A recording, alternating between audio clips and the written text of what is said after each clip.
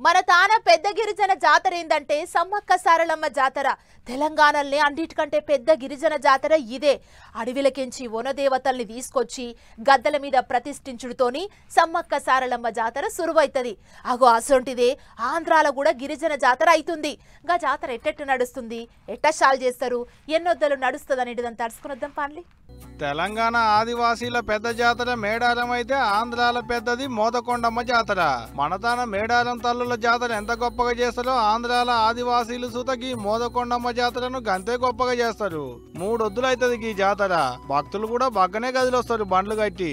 విశాఖపట్నానికి ఓ 120 కిలోమీటర్ల దూరంలో అల్లూరి సీతారామరాజు జిల్లాలున్న పాడేర్లో ఏలిసింది ఈ మోదకొండమ్మ తల్లి. గా తల్లి పండుగను 10 ఏడు మస్తు సంబరంగా చేస్తారు అక్కడ ఆదివాసీలు. శ్రీ మోదకొండమ్మ అమ్మవారి జాతర రాష్ట్ర గిరిజన జాతర ఈ రోజు 11వ తారీఖు నుంచి ఆదివారం నుంచి మొదలైంది. 12న రేపున అమ్మవారు యొక్క పుట్టినరోజు ఇంకా ఘనంగా నిర్వహించుకుంటాం. ఈ రోజు మొట్టమొదటి రోజున అమ్మవారి గుడి నుంచి ఘటాలను సతకం పట్ట వరకు అంగరంగ వైభవంగా ఇక్కడ ఘటాలని నిలుపుకున్నాం. అలాగే రేపు అమ్మవారి పుట్టినరోజు కూడా చాలా ఘనంగా నిర్వహించుకుంటున్నాం. 13వ తారీఖున ఇక్కడ సతకం పట్టు నుంచి అమ్మవారి గుడికి ఘటాలని అనుపు కార్యక్రమం. ఈ 3 రోజుల జాతర లక్షలాది మంది ప్రజలు భక్తులతో చేసుకుంటున్నాము. ఆడబిడ్డలంతా పసుపు బట్టలు కట్టుకున్నారు, నాగపడిగలు నెత్తిన పెట్టుకున్నారు, మోదకొండమ్మ గుడికి పోయిర్రు, పూజలు చేసిర్రు, మొక్కులు పెట్టుకున్నారు.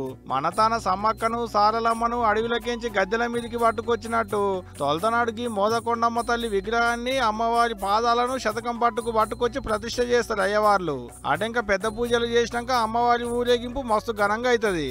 3 రోజుల పాటు అంటే 11, 12, 13 తేదీల్లో జరగబోయేటటువంటి మహోత్సవం ఈ రోజు పాదాలు అమ్మవారి విగ్రహం ఈ రోజు ఊరేగింపు ఈ రోజు సత్యం పట్టు వద్ద ప్రతిష్ఠించడం జరిగింది. రేపు అమ్మవారి పుట్టినరోజు కంటే రేపు కూడా ఏ రకంగా ఊరేగింపు ఉంటుంది. అలాగే మంగళవారం నాడు కూడా ఏ రకంగా ఊరేగింపు కాబట్టి భక్తులందరూ కూడా అమ్మవారిని దర్శించుకొని